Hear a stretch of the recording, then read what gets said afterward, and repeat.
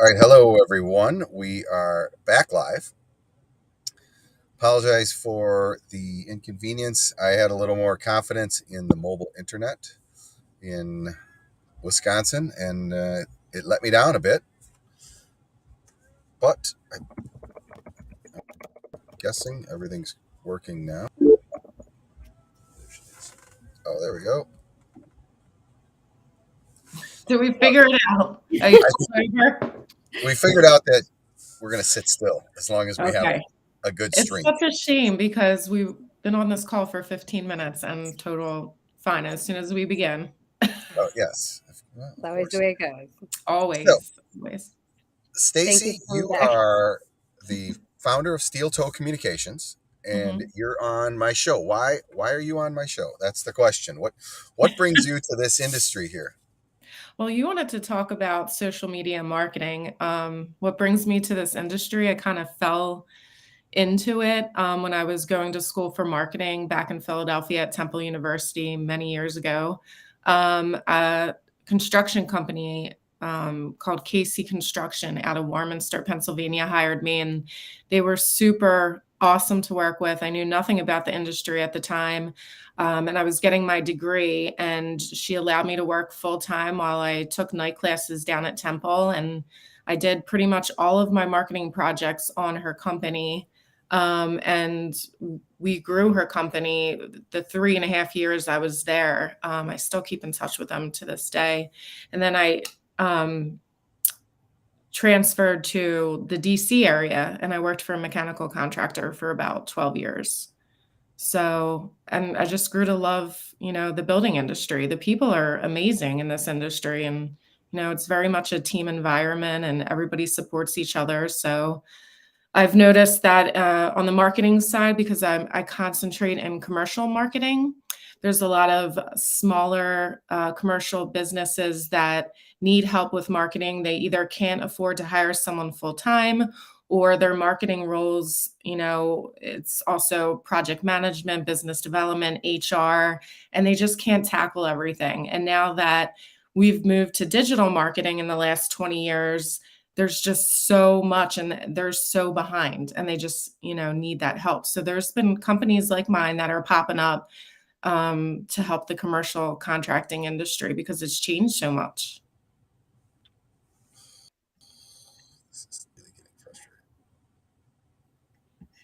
Oh, Stacy, can you hear me? Yeah. Oh, great. Um, so interesting how you got into the industry, and we all know our industry may be behind the times in some aspects. Um, Hmm. so, as someone who's a proponent of digital marketing, why is it important? Like a contractor even care about a contractor or building material supplier care about social media Hmm. or digital marketing? Well, we have to think about, one of the biggest issues that we have is workforce development and recruiting people into this industry. And now we have everybody aging out, the people that maybe did not enter this industry or grow up on technology, but the workforce is changing rapidly and the way we communicate is completely different than how we used to communicate. So whether it's text, receiving a text message, an email, live like today, just communicating on social media, you have to get on board. It's not just in person networking now and building relationships that way. So, I mean, if you're not online, it's almost like you don't exist. So it's pretty important. It's so true, and I think what gets underestimated because generally of the decision makers fall on that line between maybe I wasn't digital native, maybe I grew up without that tech. I don't think they recognize the power of it, Hmm. and they probably don't recognize that every new entrant to the market from a 18-year-old and up is beyond digital native. That's communicate, and Right. if you want to communicate with them, the easiest way to reach them is digitally. Hmm. So Yeah. all right, you walk in and you convince a framing contractor to say you need to be digital, and they're Hmm. like, "All right, sounds great. Digital what?" So like Yeah. what's someone supposed to do? What are some very easy to implement best practices that can have immediate impact for a contractor? So first I would start at, you have to make a decision on your resources. So who has the time in your organization to be consistent when you do pick a digital marketing channel, whether it's, you know, LinkedIn or Twitter or whatever social channel, or maintain your company website. So figure out first how, what you're going to be maintaining on your website, and then which channels you can actually afford to maintain and post and give that to someone, or you outsource it. But I think you have to start there first before you decide that you're going to make the leap and do some digital marketing, because it's not going to be successful if you're not consistent, and you Correct. have to be in the game long term. There's no easy, like, oh, I did 3 posts on LinkedIn and no one's picking up the phone and calling me. Like, that's not the strategy for digital marketing. It's repeat advertising over and over and over a long period of time while people get to know you and trust you, become familiar with your company and the people that work there and your culture. Then they start feeling comfortable and making the decision whether or not they want to do work with you after they see and learn about the projects that you do and your performance, or whether they want to actually work for your company. So I would start there. Yeah, there's no doubt. Even today, if I'm interacting with a company, like I'm going to interact with you. The first thing I did was I found you on LinkedIn, and then I went to your website, Hmm. and within 4 or 5 minutes, I had a pretty idea of what was going on. At least I knew enough to even ask the right questions to find out more about you. Hmm. Um, so you can only imagine if you have a prospective employee who's 25 years old, they're going to check you out. They want to know, what you have going on. So you're correct, being consistent and being clear in your message. Yes, I hear from a lot of people in the building industry, we've survived all this time because of the relationships that we built, and we don't need digital marketing to, but I really strongly don't believe that, because things are changing and they change all the time. And just like you said, if you don't have a presence, and especially now with the great resignation, everyone's competing for, workers. So they're going to make those decisions and they're going to do their research and learn about your company. And if they can't find anything on your company, they're going to go work for your competition. Yeah. So, yeah. So if you were talking about where to start, it would make sure you have your website, your online brochure. And then, if you don't have that many resources, just pick one social media platform and master it and stick with it and be consistent with it. So let's touch on the workforce, and because as a company, especially a contracting company, you have to market the labor. You have to market to the people that are going to come work for you. So what have you seen as um, companies that sell, and what are the results that they get with it? Yeah. So there's this one company out in the UK. The name of his company is called Asheville Aggregates. He I can't really speak for him, but it looks like the majority of his marketing budget he invested into YouTube over, I think he started in like 2014. Okay. And so again, long-term strategy, but it has taken off for him. And you should definitely check it out. Asheville Aggregates. So we're talking about, I think it's concrete, aggregates, wastewater. So things that sound like boring topics, but him and his videographer do such an excellent job at describing their day-to-day struggles, activities, being transparent with their clients. Um, and it's a weekly show that, I think that instead of just saying, showcasing or talking about your values and being transparent with your customers, he shows it on his weekly episodes, and it draws so many people in, and he has this audience now like 300,000. I'm sure he doesn't have any problem recruiting people to come work at his organization.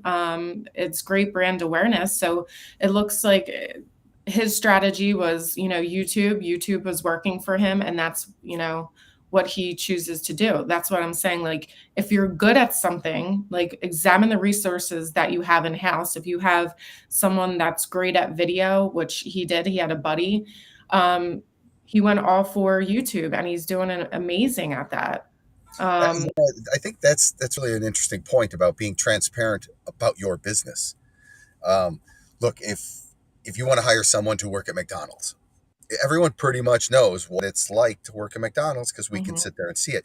But if you want to hire someone to be on your construction framing crew, putting wall panels together and building a multifamily project, I mean, I don't even know exactly what the day in the life of a framer is, but mhm. maybe, you show that and it could be really appealing to a certain worker. Yeah, day in the life videos are huge for the building industry. We did one way back when we had an intern, two interns actually shoot it. It was one of their intern projects, and it got hundreds of thousands of views. And it was a day of in the life of an HVAC tech. And I think, if you read the comments, like people appreciated that women were incorporated, that it was a learning experience for the interns, that we actually learned what our HVAC tech did, what he woke up at 5:30 and started his day and ended it at 3, and all the job sites he got to go on. And it was a really cool experience. It was pretty low budget and it performed really well. And it also drove people to the mechanical contractors website to apply and figure out, get a sense of their corporate company culture, which was really cool too. Yeah, So, our industry gets a bad rap. It is such a rewarding industry. My dad was in construction, and to this day, he'll be driving down the road and be like, "I built that building," or "Remember when we mhm, did this?" So I think when you highlight some of that video, and the thing I've learned about videos, obviously today we had some challenges, or I'm shooting this from the cab of our truck. The the production quality doesn't necessarily have to be top notch, but the content, like what are you showing them, has to be relevant. correct. Yeah. And if you can have a relevant topic that's timely, you're going to generate interest. Yeah, and how to do that too is it's pretty easy. You can just start typing in keywords in your industry on YouTube or Google. And when that drop down comes down, that means the majority of the people are interested in that topic. So you want to answer the why. You want to answer, establish yourself as a thought leader. Like you're an expert at this particular trade or this industry, and these people have questions. So that's where you can start. If you wanted to do like a YouTube channel, just make sure you're answering and sharing best practices. That's people love to hear about that. And we talked about it earlier on our call yesterday about how much training has changed. And we have a guy coming on our morning huddle show this Tuesday from Interplay Learning.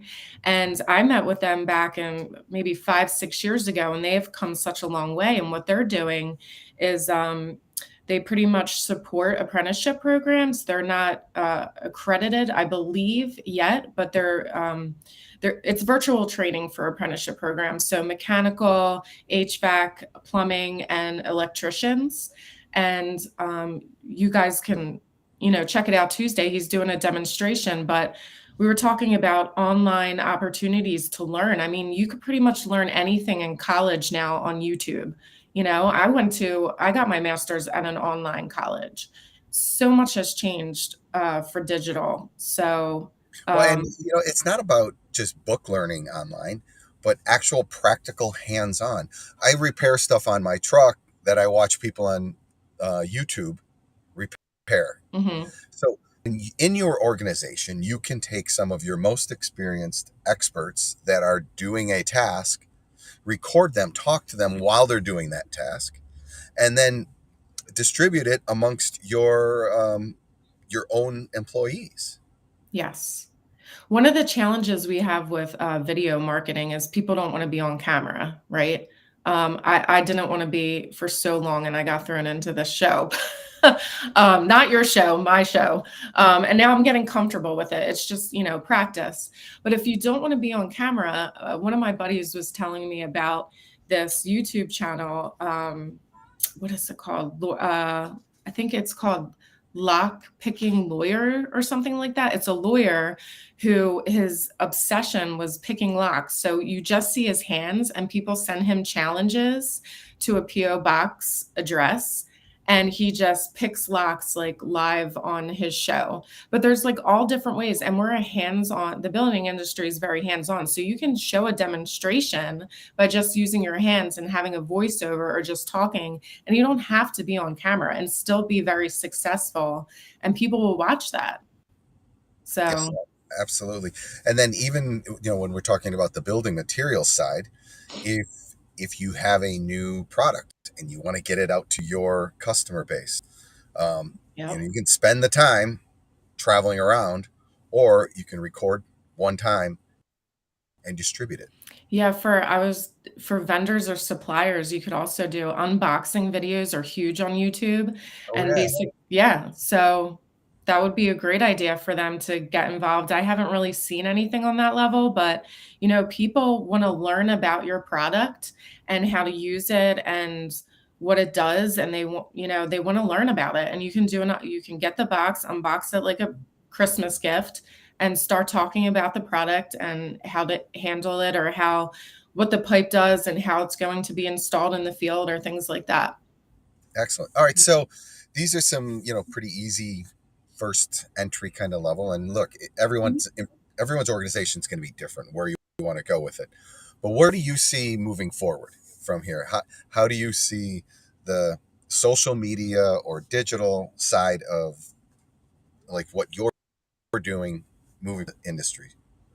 So right now it's getting a little cluttered, right? So like for example, you have an electrical company, and then you have 100 other competitors, and you're all saying the same things, right? I provide we're the preferred contractor, we're top quality, we have the best safety. It's so hard to stand out from each other. So what I've been seeing that people are doing is they're adding an element of talent that is nothing to do with what they do to drive awareness to their organization. So, for example, the dental industry, there's this guy named Dr. Marashi who's out in California, and the dental industry is so highly competitive, like the building industry. There's before and after pictures of teeth. Same thing with building industry, before and after pictures of the work that you do. And that's kind of how you sell your quality. Well, what this dentist did is he decided he loves skateboarding. So he started doing skateboarding tricks in his office and videotaping them and putting them on his social media and out in his community. And then the internet deemed him the skateboarding dentist. So now he's not just your regular dentist with all the competition, he's the skateboarding dentist, and everybody remembers him. So it's different things like that. I think that we need to look outside of our industry and get ideas. A lot of contractors, they say, I want to do what my competition's doing. That doesn't do anything for you. Or I want to do what the GC's doing or my sub is doing locally. Like the least you could do is don't look locally, look, across the US to some other contractors, see what they're doing. That's cool. And learn how to make it better. Or my best suggestion is to look outside of the industry and gain ideas and be For on the sure. forefront of your marketing. Take those risks and challenges. Marketing's very much an experiment. You have to keep trying things. You're going to have failures, hopefully it won't cost your reputation. Usually it's just people weren't interested. But what I do tell people, when you do your marketing, the best way to be accountable for what you're doing is make sure that your marketing's either entertaining, informative, or inspiring.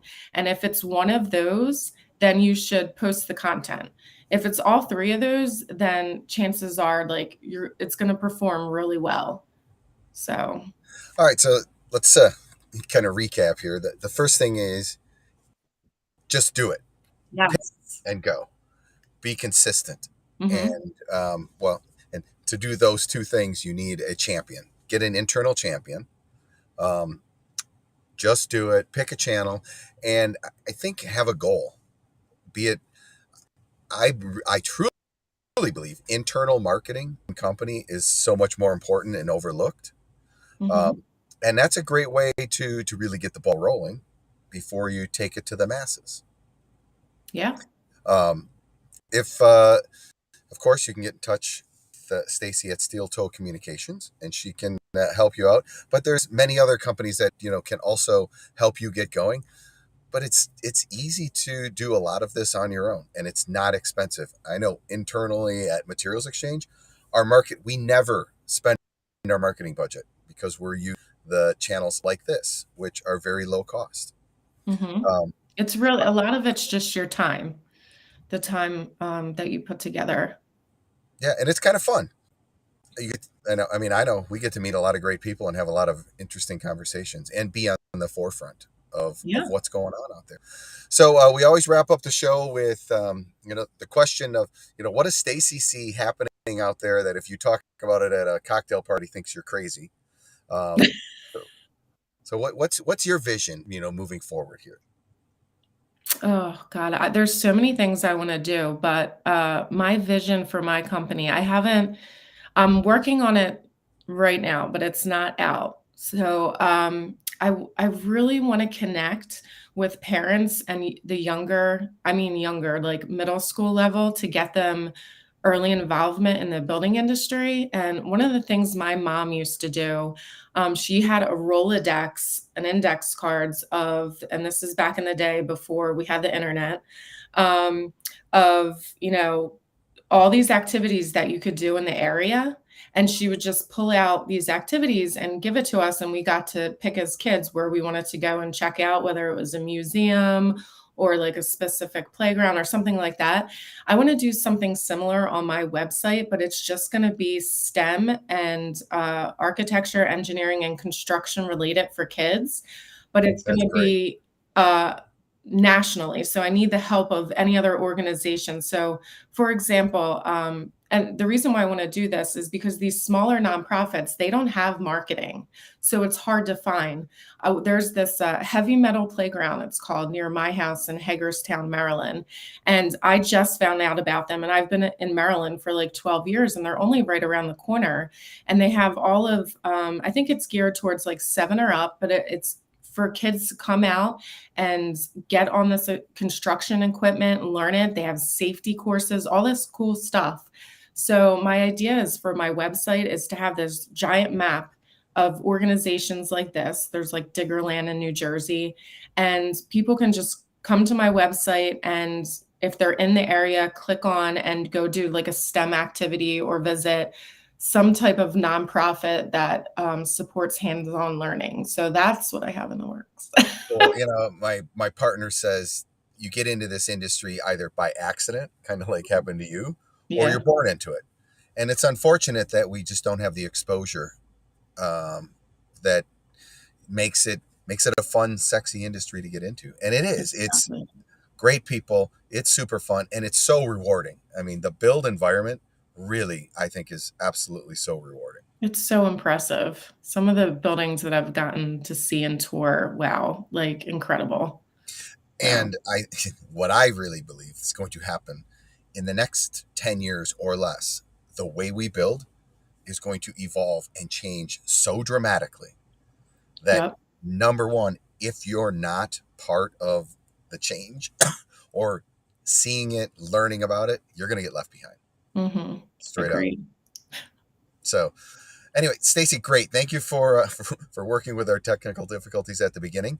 Um, you got to check her out Tuesdays at Tuesdays at 9 a.m. Eastern Time. Me and my buddy Chad Prinky from Well Built Consulting host a 30-minute show, and we interview tons of different people from architecture, engineering, and in the construction industry. So Cool. And if they missed the show, I'm guessing it's going to be up on Yeah, YouTube. it's on Spotify. It's called The Morning Huddle, and it's on YouTube too. Awesome. All right, Stacy, thanks. Have a great Thank you weekend. so much. Have a great day. Everyone have a great weekend, and we'll see you next week. See ya. Bye-bye.